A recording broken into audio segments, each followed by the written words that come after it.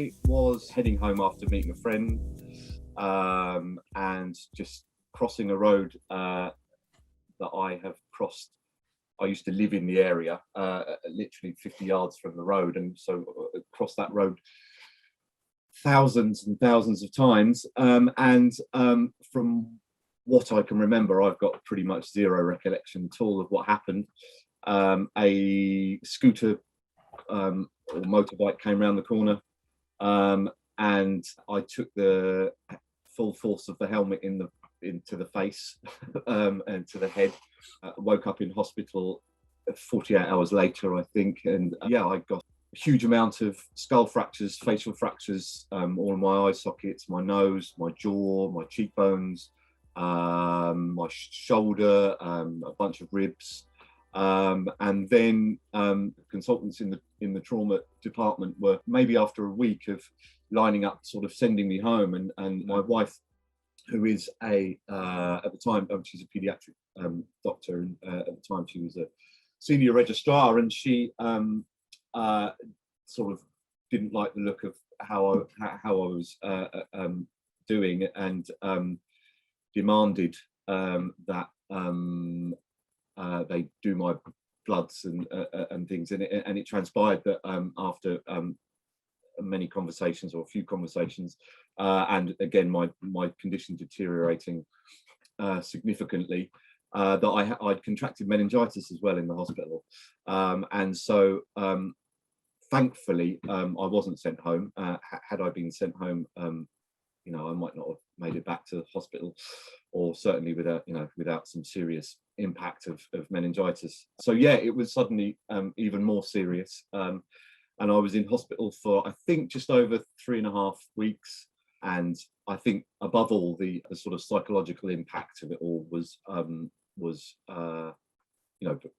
pretty significant. When you go through something like that, there's suddenly so many questions that are that come up, or emotions that come up, whether it be the injustice of it, or the guilt. I was so lucky with in terms of my long-term recovery physically. There were touch wood, there were no lasting dramatic, lasting effects, aside from some sort of numbness and some loss of smell, permanent loss of smell, and things like that. So I think the mental recovery was took longer for me, I'd say, and still resonates today, I think.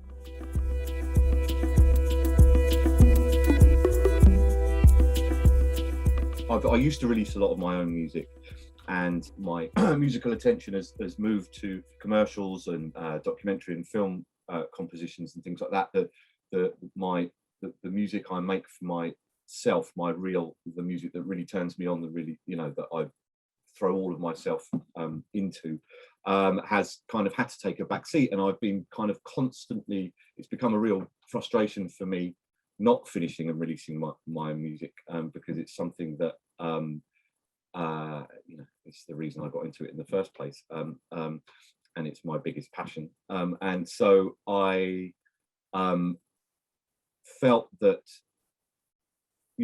one of the kind of lasting effects of my injury, certainly I'd say it was a huge confidence knock, for me, just simply crossing a road, and it was only a single carriageway one as well, with an island in the middle, and how I could have been so stupid to do that was it really it riddled me with self-doubt, and so obviously when you're putting so much out of yourself into a project like the music that I care about, it means to lay yourself open to scrutiny of your peers and things like that. It was something I wasn't really ready to do, so it's taken me a long time to do that. And everything else aside, raising a young family, moving house a couple of times, and that sort of thing, and life work balance, that meant that I was becoming increasingly frustrated with not really making music for myself and finishing music for myself. And over the years, I've dipped my toe back into it and fallen back in love with some of the tracks, and then got distracted again and left it. And it's been this constant struggle. And I've been looking for a motivating factor and an answer and a way to force my hand and to just to commit and to finish and to get things over the line. And so it came after a few false starts of, you know, setting myself really strict schedules and things like that. You know, we all know that's an impossible thing to do. So I eventually, it dawned on me that, you know, by adding a charity aspect to it and adding something that's obviously incredibly close to my heart and close to the journey that I've been on over the last 5 years, in a way, it takes that kind of just getting the thing out there and finish drawing a line under it. It takes that out of my hand in a way. You know, it's I've committed to doing something, so I've got to do it. You know, it's more than sort of just me. You know, so that's the reason I did it. And you know, fingers crossed. You know, I can't begin to explain how wonderful it feels to finally finish the music, and that's nourishing me absolutely. So to give, you know, to hopefully do some good with the music as well is, yeah, it's great. It's a fantastic thing.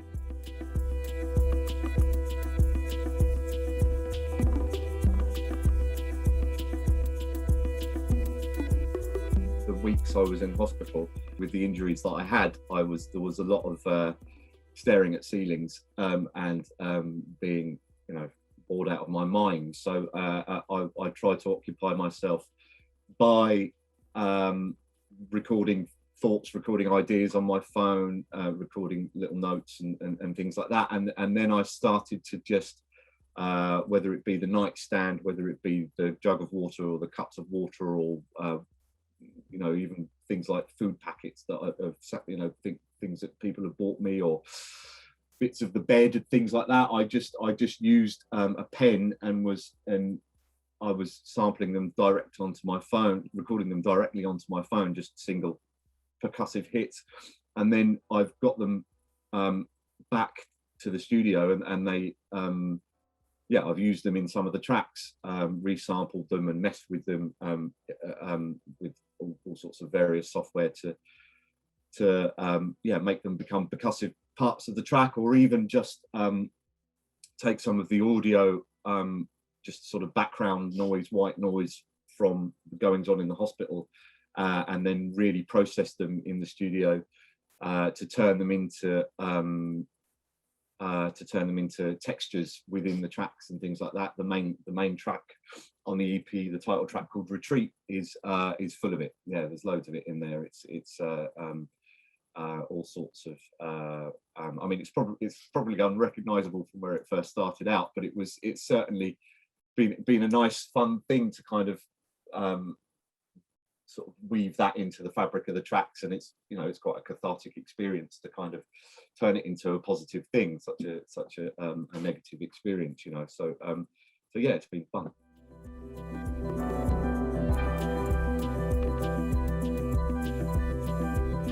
It's available on all of the major music platforms, streaming platforms, everything like that. The one I would advise going to is Bandcamp, because especially if you buy it when the actual EP is released, the same with the 2 singles, they're on what's called Bandcamp Friday, which means that an even bigger, nearly 100% of the revenue, they like all platforms normally take a little cut of whatever say it's £1 to buy the thing. They give an even something like 90-something% of the revenue goes straight to the artist, or hopefully in this case it will be to Headway. So yes, I would recommend tracking it down on Bandcamp, which is franksonmusicuk.bandcamp.com.